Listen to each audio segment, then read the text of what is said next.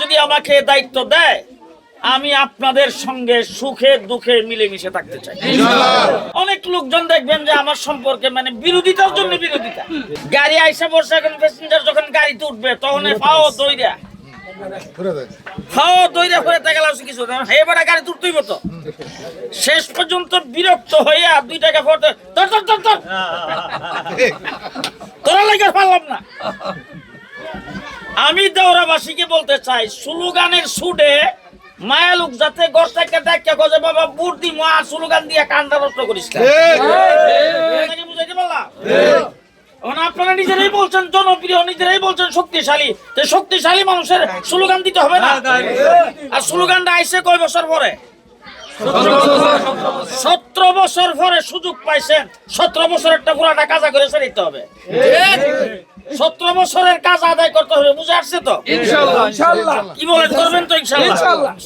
যাক, আল্লাহ তাবারক ওয়া তাআলা আমাদেরকে তৌফিক দান করুক। এই কাজগুলি আপনারা সবাই করবেন, ইনশাআল্লাহ বিজয় আমাদের হবে। আমরা ইনশাআল্লাহ এখানে শুধু বিজয় আমি এখান থেকে এমপি হয়ে চলে গেলাম তা তো না। ইনশাআল্লাহ এই দেশে এই বিএনপি জোট সরকার গঠন করবে। জনাব তারেক রহমান সাহেব এই দেশের প্রধানমন্ত্রী হবে ইনশাআল্লাহ। আর এরপরে আপনাদের এলাকার উন্নয়ন, আপনাদের এখানে রাস্তাঘাট, আমি এখন ঘুরে ফিরে যতটুকু বুঝলাম যে রাস্তাঘাট ঠিকই আছে, এটার একটু মেরামতের দরকার। এই মেরামত করা তো খুব বেশি কিছু না, ইনশাআল্লাহ হয়ে যাবে। অনেক লোকজন দেখবেন যে আমার সম্পর্কে মানে বিরোধিতার জন্য বিরোধিতা। এখন মনে করেন যে আমি এই যে আমার ওই যে সভাপতি আছে সমাজপুরের, এরপরে এই যে সাজদাপুরের সভাপতি, এই যে উনি আমার মেইন ব্যক্তি একজন।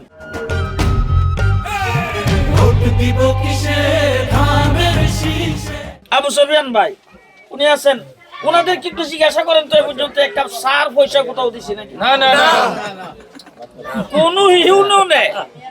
ওনারা কাজ করার জন্য একটা সার পয়সা কোথাও আমি দেই না।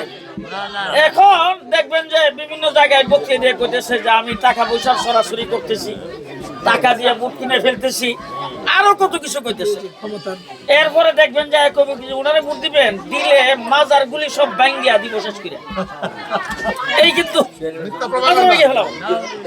এখন বাংলাদেশে যখন ওই জামালপুরে ওই যে ময়মন সিং কোন জায়গায় মাজার ভাঙতে গেছে, এটার প্রতিবাদ কিন্তু সর্বপ্রথম আমি বাইতুল মোকাররমের সামনে দাঁড়াই এবং এটার বিরুদ্ধে বিবৃতি সর্বপ্রথম আমি দিছি।